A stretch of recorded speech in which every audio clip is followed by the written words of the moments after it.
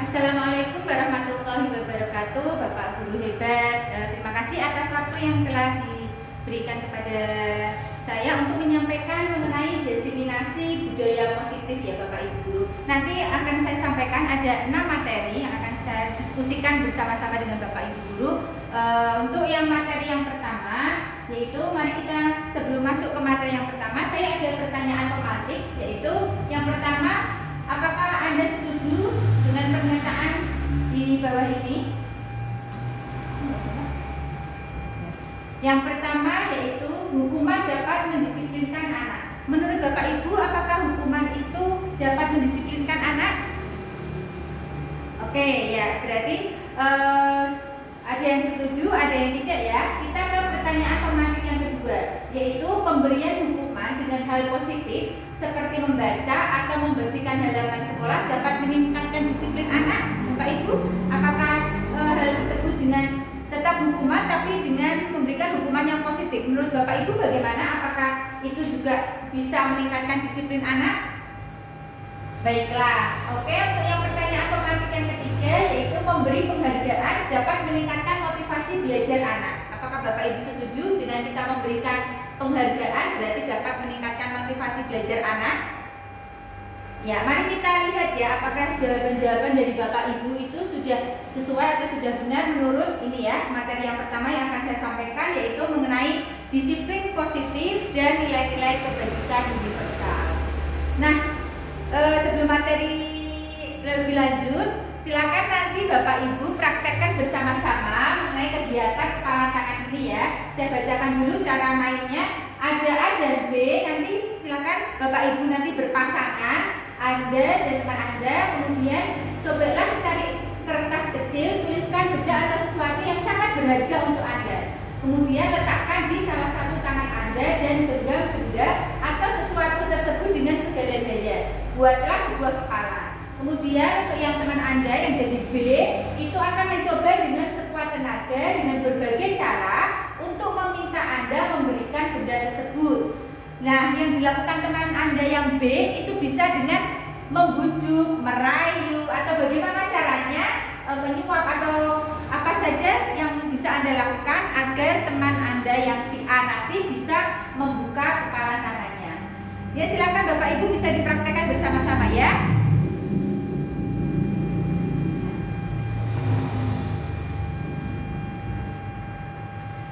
Nah, setelah kita mempraktekkan kepalan tangan itu, kita sudah tahu semua ya Bu bahwa kontrol itu ada di diri kita masing-masing, tidak terpengaruh oleh siapapun, karena mau membuka atau mau menutup, tetap menutup itu sesuai dengan keputusan kita ya masing-masing. Jadi orang lain tidak akan bisa mengontrol atau mempengaruhi apa yang sesuai dengan keinginan kita.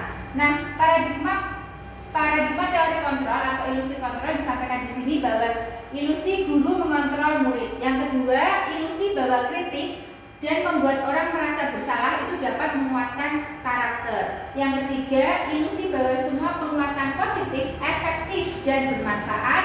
Dan yang keempat, ilusi bahwa orang dewasa memiliki hak untuk memaksa. Jadi kita itu kadang merasa kita itu bisa mengontrol murid-murid kita, padahal hal tersebut bisa saja salah ya Bapak Ibu. Kita harus kadang kita tidak bisa mengontrol murid-murid kita karena murid-murid kita itu mempunyai prinsip sendiri-sendiri. Nah, sebenarnya apa makna disiplin? Makna disiplin itu berasal dari bahasa Latin yaitu disciplina yang artinya belajar. Makna asal dari kata ini berkonotasi dengan disiplin diri dari murid-murid Sokrates dan Plato. Disiplin diri membuat orang menggali potensinya menuju sebuah tujuan apa yang dihargai. Namun, dalam budaya kita, makna kata disiplin telah berubah menjadi sesuatu yang dilakukan seseorang pada orang lain untuk mendapatkan kepatuhan. Kecenderungan umum adalah menghubungkan kata disiplin dengan ketidaknyamanan, bukan dengan apa yang kita hargai atau pencapaian suatu tujuan yang mulia. Nah, kemudian seseorang itu melakukan sesuatu itu pada dasarnya mempunyai nilai-nilai kebajikan yang universal. Nah, apa itu nilai-nilai kebajikan universal? Nilai-nilai kebajikan adalah sifat-sifat positif manusia yang merupakan tujuan mulia yang ingin dicapai setiap individu. Nilai-nilai bahasa, suku bangsa, agama maupun latar belakang. Nah, setiap perilaku atau perbuatan itu selalu memiliki suatu tujuan. Kita juga setiap kali melakukan suatu perbuatan atau perilaku pasti kita juga mempunyai tujuan. Begitupun dengan murid-murid kita. Nah, dengan mengaitkan nilai-nilai kebajikan yang dimiliki seseorang, maka motivasi intrinsiknya akan terbangun sehingga menggerakkan motivasi dari dalam untuk dapat mencapai tujuan mulia yang diinginkan. Kemudian nilai-nilai kebajikan yang ingin dicapai oleh setiap anak Indonesia itu sudah kita kenal dengan profil pelajar Pancasila, yaitu di sini ada beriman, bertakwa kepada Tuhan Yang Maha Esa dan berakhlak mulia, mandiri, bernalar kritis, berkebinekaan global, bergotong royong, dan yang terakhir yaitu kreatif. Nah, Bapak Ibu, kita lanjutkan kembali untuk materi yang kedua, yaitu mengenai teori motivasi, hukuman, dan penghargaan serta restitusi. Teori motivasi perilaku manusia itu ada 3, yaitu motivasi eksternal, motivasi internal atau tujuan disiplin. Nah, motivasi eksternal itu apa? Yaitu motivasi yang dari luar, yang muncul dari luar, dipengaruhi oleh dari luar. Untuk menghindari, nah motivasi eksternal ini apa? Itu biasanya dilakukan untuk menghindari ketidaknyamanan atau hukuman. Nah, apa yang terjadi apabila saya tidak melakukannya? Ada juga kita mempunyai motivasi internal karena kita ingin mendapatkan imbalan, kita ingin mendapatkan suatu penghargaan. Ya, itu kalau dari luar itu motivasi eksternal. Kemudian yang kedua yaitu ada motivasi internal atau tujuan disiplin positif itu adalah untuk menghargai diri sendiri. Saya akan jadi orang seperti apa apabila saya melakukannya. Itu jadi motivasi intrinsik itu motivasi yang muncul dari dalam diri. Nah, kita sebagai guru itu harus bisa memunculkan motivasi intrinsik yang ada di dalam siswa biar dia tidak mempunyai dia bisa menghargai dirinya sendiri. Nah, merdeka itu menurut Ki Hajar Dewantara disampaikan di sini itu artinya merdeka itu tidak hanya terlepas dari perintah, akan tetapi juga cakap membuat perintah diri sendiri. Itu disampaikan Ki Hajar Dewantara. Jadi, apakah murid-murid kita saat ini sudah merdeka? Berarti Bapak Ibu mungkin belum ya, karena mereka bisa saja masih melakukan sesuatu atau melakukan perintah kita, menaati perintah kita itu karena ada sesuatu di situ ya, tapi belum muncul motivasi intrinsik dalam dirinya. Nah, dihukum oleh penghargaan. Kenapa kok bisa ya penghargaan itu bisa jadi suatu hukuman? Itu kalau satu yang pertama yaitu pengaruh jangka pendek dan jangka panjangnya.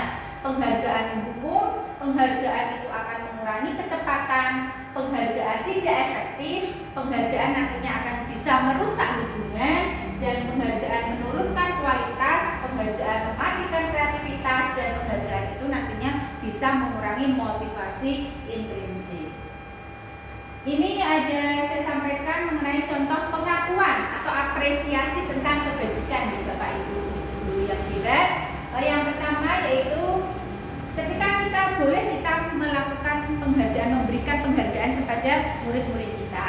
Namun caranya seperti ini ya. Kita kemarin ini dari pembukaannya, kemarin saya perhatikan rasa empatimu besar sekali itu kita bangun nilai kebajikan di anak tersebut. Kemudian situasinya pada saat apa? Yaitu pada saat kamu menolong murid baru di kelas kita. Jadi tidak semata-mata penghargaan dalam hal akademik saja Bapak Ibu, tapi sikap-sikap yang baik, nilai-nilai kebajikan yang memang muncul dari anak, kita juga bisa memberikan penghargaan. Kemudian bisa juga contohnya saya menghargai nilai kebajikannya apa? Oh, mungkin dia waktu itu kepeduliannya pada saat kamu membantu teman-temanmu di tugas kelompok. Itu kita juga bisa menghargai siswa berdasarkan nilai kebajikannya. Kemudian yang contoh yang ketiga yaitu terima kasih untuk apa? Untuk rasa tanggung jawabmu pada saat kamu memungut kertas-kertas yang berserakan di lantai. Jadi sebisa mungkin kita memberikan penghargaan itu didasarkan pada nilai-nilai kebajikan yang anak-anak lakukan. Jadi tidak melulu ketika mendapat nilai 100 baru dihargai. Ketika dia mendapat juara misalkan mengikuti lomba kita hargai. Tapi apapun sedikit yang dilakukan oleh anak mengenai nilai-nilai kebajikan, sebisa mungkin kita juga bisa menghargainya. Kemudian yang berikutnya, nah tindakan guru itu termasuk contoh, Bapak Ibu nanti bisa didiskusikan bersama-sama. Ini pernyataan ini termasuk dalam konsekuensi atau hukuman. Ya, yang pertama yaitu mencatat 100 kali di dalam buku kalimat saya tidak akan terlambat lagi karena terlambat ke sekolah. Menurut Bapak Ibu, ini termasuk konsekuensi atau sebuah hukuman ini Bapak Ibu? Pernyataan yang pertama Hukuman. Oke, berikutnya yang kedua, lari mengelilingi lapangan basket 2 kali karena terlambat hadir di sekolah. Ini termasuk hukuman atau konsekuensi? Oke, ya betul sekali Ibu. Itu adalah termasuk hukuman. Kemudian yang berikutnya yaitu murid diminta untuk push up 15 kali karena tidak menggunakan masker ke sekolah. Termasuk konsekuensi atau hukuman ini Bapak Ibu? Iya betul, hukuman ya.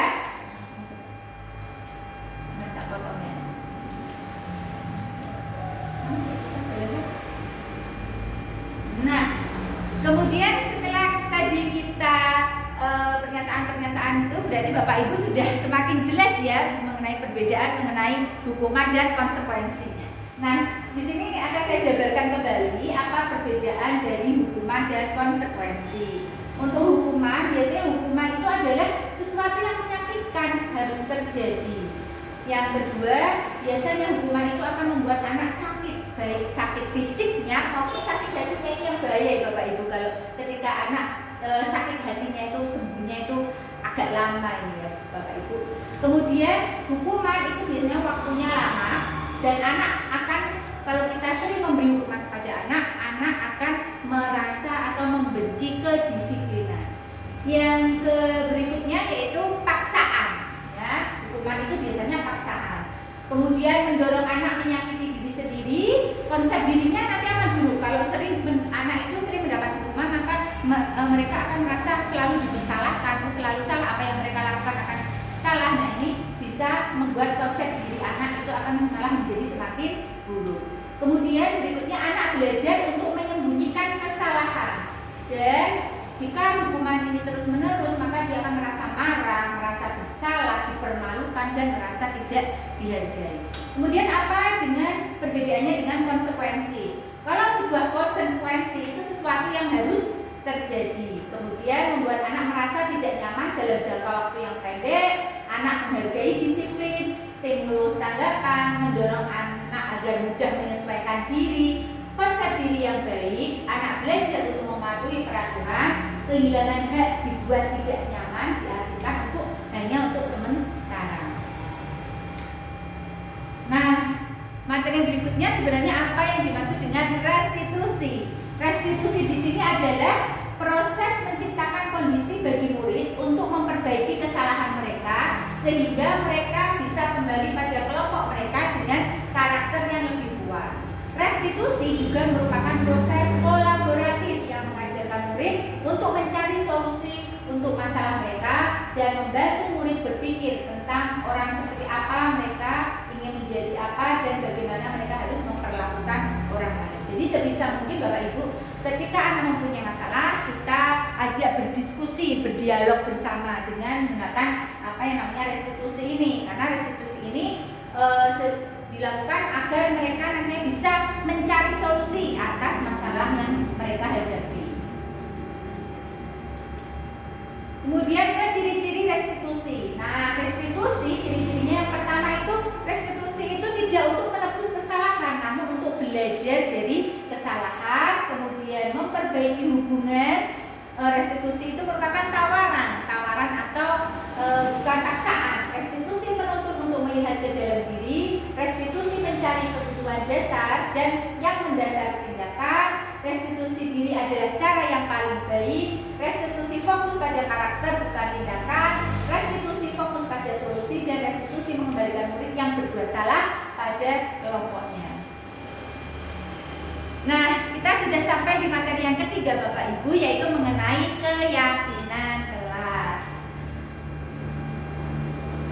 Nah, apa perbedaan? Mengapa kok tidak peraturan saja? Kenapa sekarang menggunakan istilah keyakinan kelas? Nah, Mengapa kita memiliki peraturan harus menggunakan helm bila mengendarai kendaraan roda 2? Mengapa kita memiliki peraturan tidak menggunakan masker, mencuci tangan, menjaga jarak 5 meter, dan mengapa kita memiliki peraturan harus datang tepat waktu pada saat mengikuti pelatihan? Nah, untuk mendukung motivasi intrinsik, kita kembalikan ke nilai-nilai keyakinan yang lebih menggerakkan seseorang dibandingkan mengikuti serangkaian peraturan-peraturan. Jadi, keyakinan kelas yang nantinya akan dibuat oleh anak-anak itu dibuat oleh anak dan dari anak untuk anak. Jadi, kita sebagai guru hanya sebagai pembimbing atau memfasilitasi saja. Ini akan lebih mudah kalau keyakinan kelas yang nantinya dibentuk itu berasal dari anak. Nah, apa perbedaan peraturan dan keyakinan kelas? Kalau peraturan itu biasanya itu menggunakan kata-kata yang negatif, tapi kalau keyakinan kelas itu menggunakan kata-kata yang positif, ya, dikembalikan dengan nilai-nilai kebajikan universal. Kemudian ini ada, kemarin saya sudah membuat keyakinan kelas bersama murid-murid saya. Ini ada dokumentasinya. Yang pertama yang saya lakukan yaitu anak-anak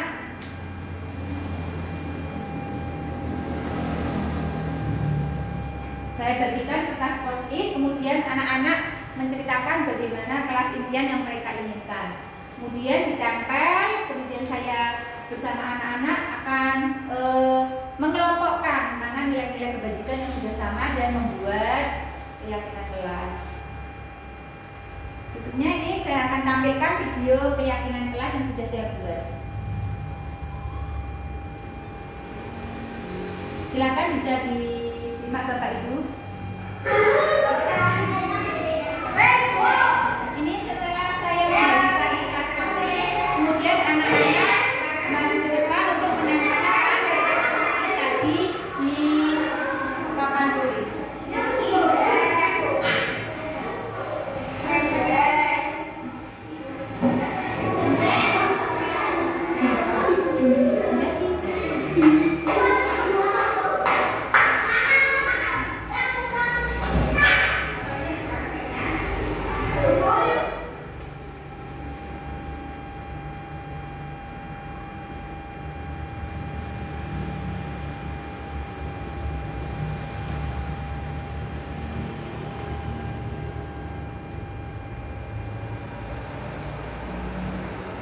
Nah, ini hasilnya Bapak Ibu, keyakinan kelas yang sudah kami buat bersama anak-anak. Anak-anak kelas 3 belum ada yang tulisannya rapi, sama membantu mereka untuk membuat melalui aplikasi Canva. Nah, data berarti sudah sampai sini kan? Dan berarti kan ini sudah apa toh? Sudah selesai. Ini nggak apa-apa, kan kita ini. Dan ya, nggak apa.